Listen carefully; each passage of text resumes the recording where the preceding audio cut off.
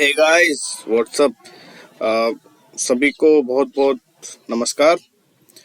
हमारी जो आज की क्लास है वो है बेसिक इंट्रोडक्शन अबाउट पॉलिटी। जब भी हम पॉलिटी पढ़ते हैं तो हमारे जो एक मिनट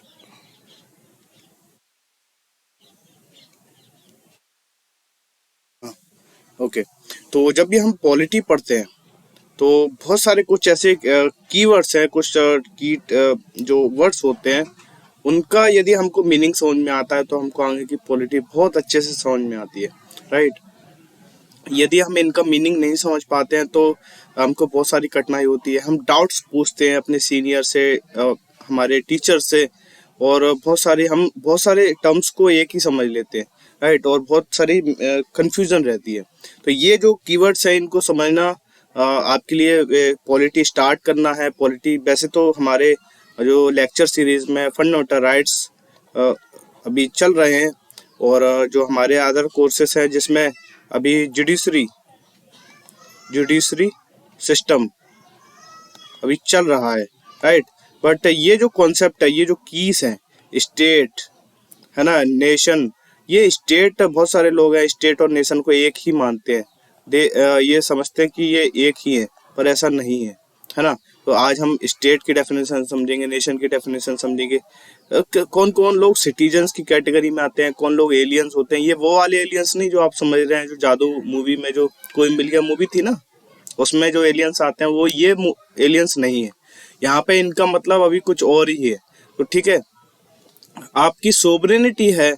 आप सोवरेनिटी का मतलब यदि नहीं समझते हैं तो आपके लिए पॉलिटी मतलब एक हेडेक बन जाएगी आपके लिए। आप ये बोलेंगे यार क्या है पॉलिटी में, समझ में नहीं आ रहा कुछ, right.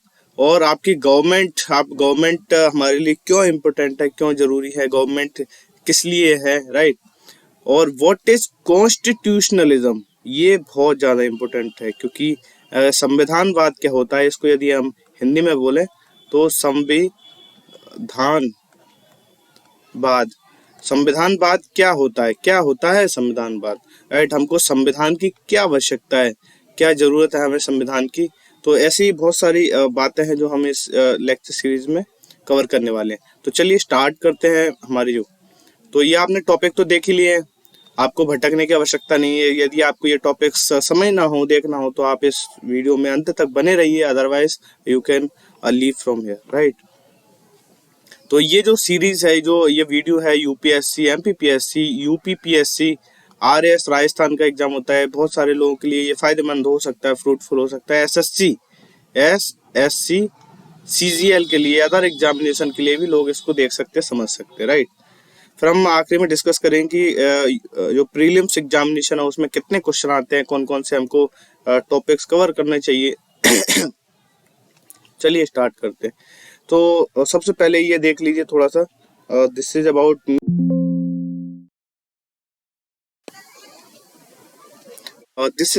Me, my name is Vikas Kushwaha, right.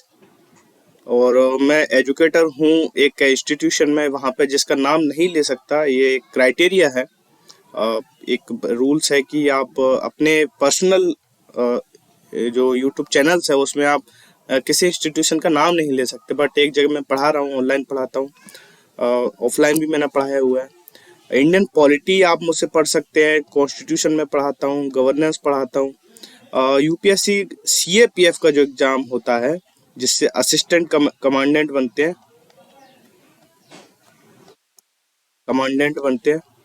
Right. तो उससे वो उसका जो रिटर्न एग्जाम होता है वो क्वालिफाई किया हुआ था। ग्रेजुएशन में, पोस्ट ग्रेजुएशन में मैंने पॉलिटिकल साइंस से पोस्ट ग्रेजुएशन की है, right. What is difference between state and nation. तो चलिए आप बताइए कि स्टेट और नेशन में क्या डिफरेंस है, स्टेट और नेशन में क्या डिफरेंस है। देखिए, स्टेट चार एलिमेंट से मिलकर बना होता है। किस किस से? स्टेट जो है वो चार एलिमेंट से मिलकर बना होता है। कौन कौन से एलिमेंट्स? सबसे पहले यदि हम बात करें तो लैंड, यानी कि टेरिटरी भी जिसे बोलते हैं, राइट। दूसरा इस पर रहने वाले लोग, पॉपुलेशन। तीसरा हमारा गवर्नमेंट, जब पॉपुलेशन होगी तो लोग मीटिंग करेंगे, गवर्नमेंट फॉर्म करेंगे, गवर्नमेंट बनाएंगे, उनके बहुत सारे काम म्यूचुअली मतलब हो सके, क्योंकि एक व्यक्ति अपने आप में पूर्ण नहीं होता। अन्य लोगों की, अन्य व्यक्तियों की उसको आवश्यकता होती है, जरूरत होती है। आज हमारे एक तो प्रैक्टिकल यही देख लीजिए आप कि आप अकेले कोई जीवन जी सकते हैं, आपको एक पार्टनर की आवश्यकता होती है, राइट। आपको अपने माँ बाप की आवश्यकता होती है, आपको पड़ोसियों की आवश्यकता होती है। आप अगर इसको बड़े सेंस में देखें, आपको फॉर्चून की दुकान की आवश्यकता होगी, वरना आप सामान कहाँ से खरीदेंगे। आपको मिल्क की दुकान, आप जहाँ पर दूध मिलता है वहाँ की उसकी आवश्यकता हो सकती है। आपको आटा, गेहूँ, बहुत सारी चीजें हैं जो लेने के लिए कोई तो होगा, उसके माध्यम से आप खरीद सकें। आप अकेले सब कुछ कर सकते हैं क्या? आप ही उगाएं, आप ही उसे सब कुछ करें और आप ही पिसवाएं, मतलब जो भी सारी प्रोसेस है, आप सोच लीजिए कि हमारी जो लाइफ है वो कितनी आपस में इंटरकनेक्टेड है। तो हमको गवर्नमेंट की तो आवश्यकता होती ही होती है। चौथा होता है सोवरेनिटी। ये जो शब्द है सोवरेनिटी, ये हमारे लिए बहुत ज्यादा इंपॉर्टेंट हो जाता है, क्योंकि सोवरेनिटी का मतलब अभी हम समझने वाले हैं। यहाँ पे दूसरी तरफ नेशन का मतलब क्या होता है? Nation in the sense, nation हमारे, nation in the mind, nation in the mind. Nation किस में? हमारे माइंड में है। नेशन हमारे माइंड में, राइट। ये एक कॉन्सेप्ट होता है, ये एक कॉन्सेप्ट होता है, ये एक फीलिंग होती है। क्या होती है? फीलिंग्स होती है, फीलिंग्स ऑफ वननेस, मतलब एक होने की फीलिंग होती है, राइट।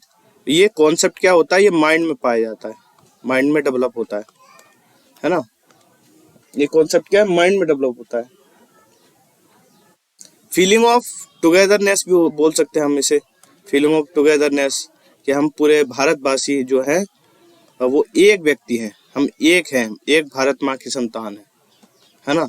यहाँ पे मैं किसी धर्म को नहीं जोड़ रहा हूँ, परंतु बहुत सारे जो भारत देश में संगठन है, जो कई सारे लोग, ये डिबेट का विषय, कई सारे लोग उनको चरमपंथी संगठन बोलते हैं, फंडामेंटलिस्ट बोलते हैं, कई सारे लोग उन्हें बोलते हैं कि ये दे आर रियल नेशनलिस्ट। तो ये एक डिबेट का विषय है, बहुत सारे जो एक्सपर्ट है वो ये तय करेंगे कि ये फंडामेंटलिस्ट है या ये जो नेशनलिस्ट है, राइट। यहाँ पे मैं नहीं बैठा हूँ इस चीज को डिसाइड करने के लिए, परंतु देश में कुछ ऐसे ऑर्गेनाइजेशन जैसे आरएसएस, उसकी जो नेशन की डेफिनेशन है, राष्ट्र की डेफिनेशन है। राष्ट्र, देखिए राष्ट्र यहाँ पे हिंदी सेंस में देखा जाए, हिंदी सेंस में तो इसका वैसे तो डिफरेंस मीनिंग ही अलग होता है, परंतु यदि हम इसको नेशन से कंपेयर करते हैं तो यहाँ पे एक चीज निकाली जा सकती है कि इसकी डेफिनेशन, इसके नजरों में डेफिनेशन का मतलब होता है कि one nation, one language, one religion, right. तो सब कुछ वन वन वन चाहते हैं। ये क्या चाहते हैं? पूरे देश में एक धर्म के लोग हों, एक राष्ट्र बनाना चाहते हैं और एक जैसी लैंग्वेज के लोग हों। परंतु मैं एक क्वेश्चन आप लोगों के सामने छोड़ना चाहता हूँ, आप खुद सोचकर देखिए, हमारा इंडिया जो है वो एक डाइवर्सिटी कंट्री है, बहुत ज़्यादा वास्ट डाइवर्सिटी है, बहुत ज़्यादा वास्ट डाइवर्सिटी है। तो कैसे इस चीज ये चीज पॉसिबल हो सकती है? क्योंकि यहाँ पे बहुत सारे लोग जो लैंग्वेज भी अलग बोलते हैं, है ना, फूडिंग कल्चर भी अलग है और क्लोथिंग कल्चर भी अलग है। राजस्थान चले आइए, अलग कल्चर है, गुजरात का अलग कल्चर है, महाराष्ट्र का अलग कल्चर, साउथ में चले आइए टोटली अलग कल्चर है, राइट। नॉर्थ ईस्ट में जाइए तो वो वहाँ का अलग कल्चर है। तो सबको एक लोग एक लैंग्वेज कैसे बोल सकते हैं? एक रिलीजन कैसे हो सकता है, जबकि भारत देश में बहुत सारे रिलीजन के लोग रहते हैं। तो ये एक डिबेट का विषय है, राइट। और क्या नेशन की डेफिनेशन जो एक्चुअल में सेंस में है कि ये क्या है? Nation, we talk about nation building, not state building, क्योंकि स्टेट तो बन चुका है, स्टेट तो है ही भारत देश के पास, स्टेट तो है ही, राइट। स्टेट क्या है? हमारे पास लैंड है, हमारे पास पॉपुलेशन है, गवर्नमेंट है, सोवरेनिटी भी है। सोवरेनिटी का मतलब होता है कि अभी हम जानेंगे। वैसे we are internally and externally free to take any decision. ठीक है, यानी कि हमारे ऊपर ऊपरी आंतरिक रूप से और बाहरी रूप से कोई दबाव नहीं है। तो ये मामले में तो हम फिट बैठते हैं। स्टेट तो यानी बन चुका है, नेशन अभी बनना बाकी है। We are talking about nation building.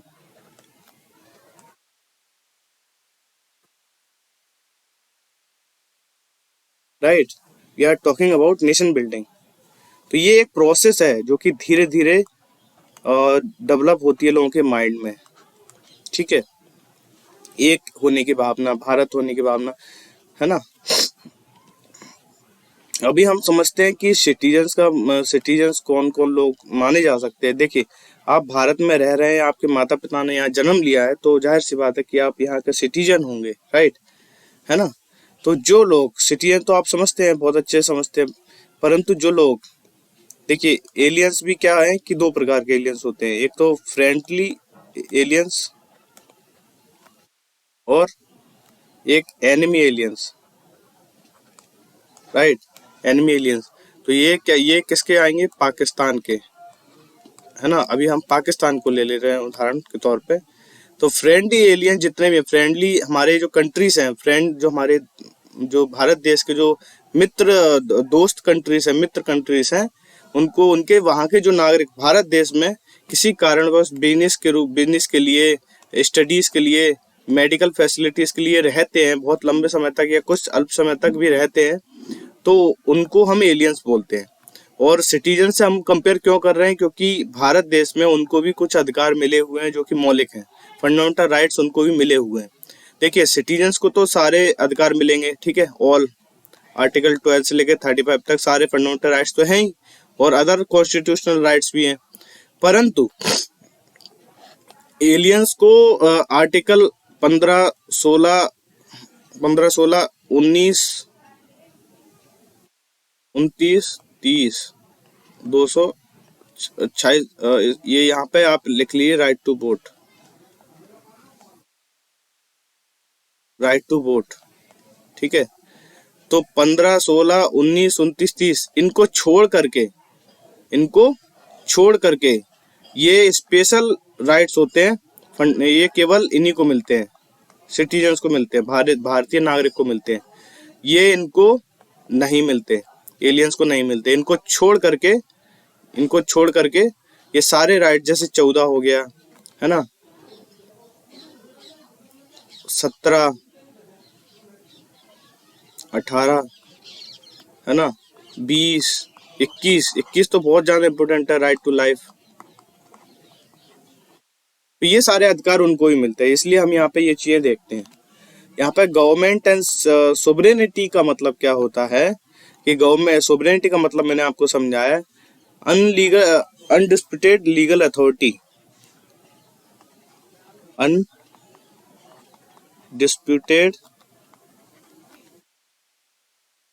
Legal authority. ठीक है, कैसे authority? We are free externally and internally. मतलब हमारे ऊपर, भारत देश पर किसी भी व्यक्ति का एक्सटर्नली कोई दबाव नहीं है। अब आप कहेंगे कि यार हम यूएनओ के जो सदस्य हैं, बहुत सारे डिसीजन वो थोपता है भारत के ऊपर, या हमने यूएनओ की सदस्यता क्यों ली, कॉमनवेल्थ की सदस्यता क्यों ली, है ना, कॉमनवेल्थ की सदस्यता क्यों ली? तो आपको बता दें, ये आपकी सोवरेनिटी को इफेक्ट नहीं करता है, ये आपके सोवरेनिटी को इफेक्ट नहीं करता है। राइट, तो जो भी हम इंटरनेशनल ऑर्गेनाइजेशन की सदस्यता लेते हैं, तो म्यूचुअली डिस्कशन और अंडरस्टैंडिंग के बाद ही वो हम आगे बढ़ते हैं। राइट, वहाँ पे हमारे भारत देश की सोवरेनिटी यानी संप्रभुता कोई पर किसी भी प्रकार का कोई इफेक्ट नहीं होता है। गवर्नमेंट तो आप समझते ही हैं, गवर्नमेंट देखिए, गवर्नमेंट अभी आपको डिस्कस किया था, ये एक स्टेट का एक ऑर्गन है।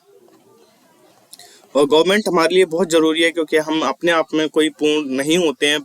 हमको आपस में ज़रूरत होती है एक दूसरे की। जब आपस में ज़रूरत होगी तो बहुत सारे कन्फ्लिक्ट्स होंगे, देश में रह रहे होंगे तो बहुत सारे कन्फ्लिक्ट्स होंगे, है ना। और बहुत सारे काम होते हैं, बहुत सारे रूल्स रेगुलेशन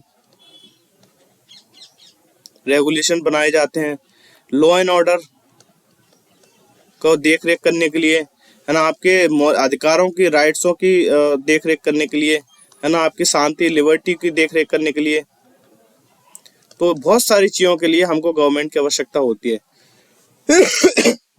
क्योंकि कोई भी व्यक्ति है वो आपकी बात क्यों मानेगा, परंतु हमने म्यूचुअली ये डिसाइड किया कि एक सेंट्रल अथॉरिटी होगी, एक कोई ना कोई अथॉरिटी होगी जिसके हम सभी लोग बात मानेंगे।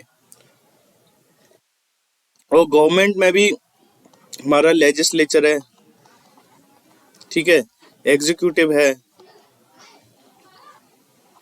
और हालांकि जो जुडिशरी है वो गवर्नमेंट का पार्ट नहीं होती है, मतलब स्टेट, वो इंडिपेंडेंट होती है, परंतु एडमिनिस्ट्रेटिव की दृष्टि से उसको रखा गया है।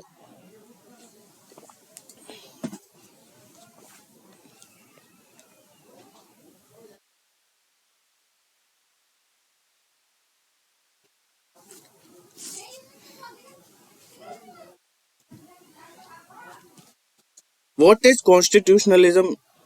यहाँ पे एक बात जरूर देखिए कि कॉन्स्टिट्यूशनलिज्म का अर्थ तो यह होता है कि जब, जैसे कि हम गवर्नमेंट फॉर्म करते हैं, to form a government, right. हमने गवर्नमेंट बना ली, गवर्नमेंट को कुछ पावर्स भी होंगे, राइट, क्योंकि संविधान के अंतर्गत हमने गवर्नमेंट फॉर्म की। परंतु साथ ही साथ हमारी इंडिविजुअल के भी राइट्स होंगे, सिटीजन्स के भी,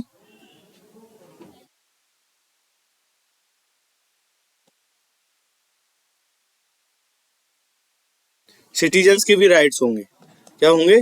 राइट्स होंगे। तो दोनों साथ साथ चलते हैं, यानी कि गवर्नमेंट को ये अधिकार नहीं है कि सिटीजन्स के राइट्स खा जाए, और सिटीजन्स की ये अधिकार नहीं है कि वो एक दूसरे के राइट्स खाएं। और गवर्नमेंट इन सब के लिए को मेंटेन करने के लिए होती है। तो गवर्नमेंट फॉर्म की जाती है, कॉन्स्टिट्यूशन संविधान बाद ही यही है कि गवर्नमेंट भी हो, गवर्नमेंट की पावर्स भी हो, और साथ ही साथ में लोगों के, और जो लोगों के अधिकार बरकरार रहें, है ना। लिमिटेड गवर्नमेंट हो, यानी कि लिमिटेड गवर्नमेंट, लिमिटेड गवर्नमेंट,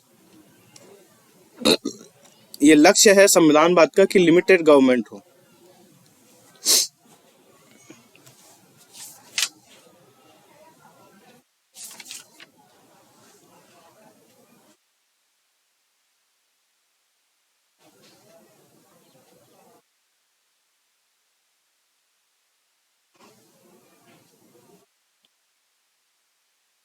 ठीक है, यहाँ पे कॉन्सेप्ट जो है वो है एब्सोल्यूट का, यानी कि कोई भी एब्सोल्यूट नहीं है।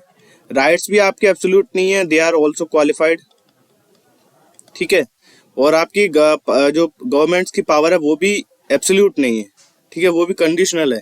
आपके फंडामेंटल राइट्स जो कि नेगेटिव सेंस में गवर्नमेंट को लिमिट करते हैं, ये लिमिट करते हैं, ठीक है।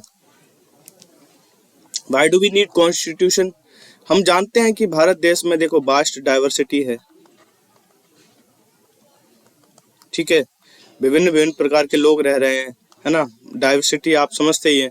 तो कन्फ्लिक्ट्स भी निश्चित तौर पर ये स्वाभाविक है, कन्फ्लिक्ट्स भी, पड़ोसी पड़ोसी में झगड़े हो जाते हैं।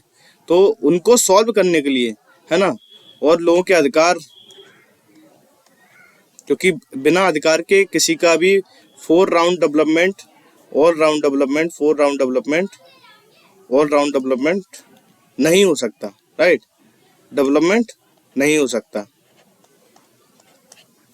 तो इन सबको मैनेज करने के लिए हमको एक संविधान की जरूरत है, कॉन्स्टिट्यूशन की जरूरत है, राइट, यानी कि law of the land, law of the land, ये क्या है? हमारे भारत देश की लॉ है, ये रूल बुक है। इसमें गवर्नमेंट्स के काम, सारी जिम्मेदारियां लिखी हुई हैं, गवर्नमेंट को क्या करना है, है ना, लोगों की क्या जिम्मेदारियां होंगी, इंडिविजुअल्स की क्या जिम्मेदारियां होंगी, लोगों को कौन कौन से अधिकार मिलेंगे, ड्यूटीज मिलेंगी, किसी भी सभी प्रकार की, यानी कि यहाँ पे आईपीसी सेक्शन भी होंगे। यदि वो कन्फ्लिक्ट कर रहे होंगे कॉन्स्टिट्यूशन से, तो कॉन्स्टिट्यूशन के पहले चलने वाली है भैया। तो यहाँ पे कॉन्स्टिट्यूशन पहले होगा, राइट। तो समझ में आ गया कि हमको कॉन्स्टिट्यूशन की क्यों आवश्यकता है। बहुत सारे लोगों के सवाल ये होते हैं कि सर हमको संविधान की क्या आवश्यकता है। आप देखो, इतिहास में तो हमने देखा है कि बहुत सारे लोगों को दबाया गया, महिलाओं को एजुकेशन नहीं दी गई, राइट। तो सबको अधिकार मिले, राइट्स मिले, एजुकेशन मिले, ठीक है, प्राइमरी एजुकेशन मिले, हायर एजुकेशन मिले। तो इस प्रकार से सभी के अधिकार और जिम्मेदारियां, बहुत सारी चीजें देश को चलाने के लिए, किस ढंग से देश चलेगा, कोई भी व्यक्ति आर्बिट्रेरी ना हो जाए, कोई भी व्यक्ति एकदम हिटलर शाही ना अपना ले, डिक्टेटरशिप ना अपना ले, गवर्नमेंट डिक्टेटरशिप ना अपनाए, ठीक है, जर्मनी की तरह। तो सभी के अधिकार सब लोग एंजॉय कर पाए अपने अधिकारों को। तो उसके लिए हमको एक कॉमन लॉ की जरूरत है, संविधान की आवश्यकता है। तो ये सारी चीजें इसमें थी।